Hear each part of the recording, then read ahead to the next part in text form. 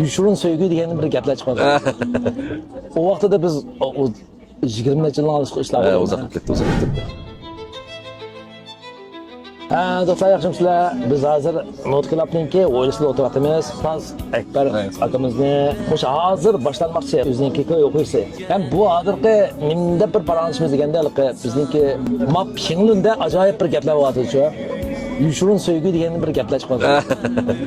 O vaqtida biz 20 necha yildan olishga ishlab Uzoq ketdi, uzoq ketdi. O vaqtida shu ustozimiz bir naqsh yozgan. Söygen. Yo, men yozgan naqsh emas u. Meniki savolishimdan ijodiydi, men yozgan naqsh emas. Oyshdami? Ya oldi qattimmi yilqi muqaddas degan naqshini desam, o'zing deydi deb men unda dedim, bilmadim ish ko'nglimni degan naqsh meniki.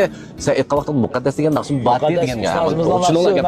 Hozir bir deb pasallarni qilib ketgan. Ularga men naqsh mening ijodiyatim emas, bu Yushrun So'yginninki bu naqsha mening savolishim, Nijat Abduqodir degan savolishimning ijodiyati.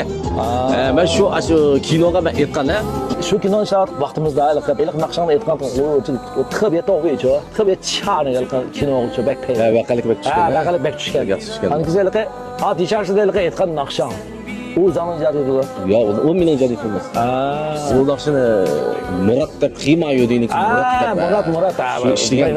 Shu ishlagan. U chog'da men rol olmayman deb shunday qilsa kirishib olgan men. Voy men rol olmoqman, men bu qandoq qildim desam men kirishib olgan. Lekin backpayza. Shuning bilan shu back taskda Odilshonlarning misolda ayol ilishkisini guzar adam ilishkisi kelib undoq qilmang. Siz mush rolni olmasiz bo'lmaydi ekan. Deb kinoni ishlagan adam shu Akbar Qahramon bilan avlash chiqimiz bo'lmaydi. Ishkimizni shu kinoga chiqib qo'ydi. Ham shu chog'da hamda. Lekin kino yaxshi chiqdi. Bir narsa bor-ku. Do'stlar, bunda bir Pingllar bor ekan-ku. Voy Gulshan personaj, bu Gulshan taraf qilib.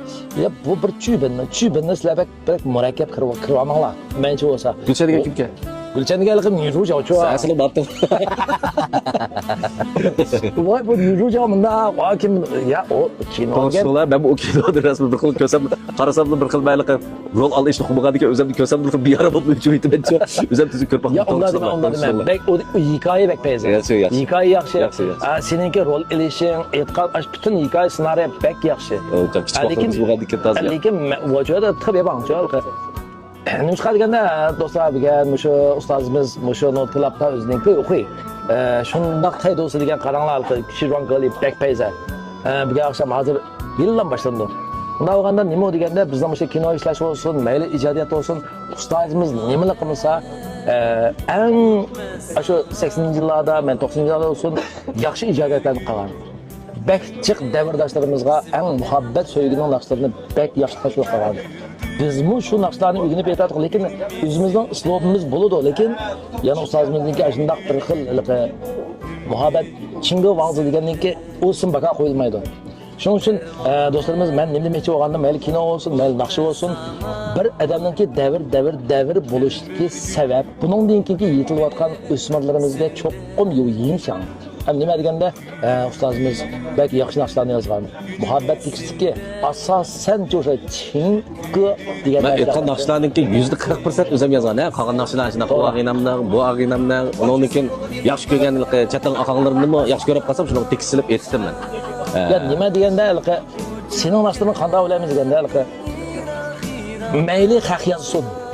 Mayli men yozay yoki kim yozsin, aytadigan adam bak menimcha. O'zim shu naqshni aytaman. Adam yezib bo'lgandan keyin mush naqshni men aytolmayman. Cho'qim shu ustozimiz aytish kerak deganda sening oldingga keldi emasmi? Shu voyaga yetkazib aytib, kang tomoshabinlarga tunishtirgan eng isilishchi. Shuning uchun do'stlar, buga oqsham o'sha ustozimizniki o'qiysi. Balki bu Not Club kelmagan do'stlarimiz bundan keyingi nimada shu qiyin to'g'ri holda cho'qim ko'rsizlar. Undan sonra barliq do'stlarimiz buga oqsham bizning ustozimiz Akbar Qahramonning o'qiysidanki chungun bo'lishini, yaxshi muvaffaq bo'lishini biz chun qo'limizdan umid qilamiz. Rahmat. Xayr xo'sh do'stlar.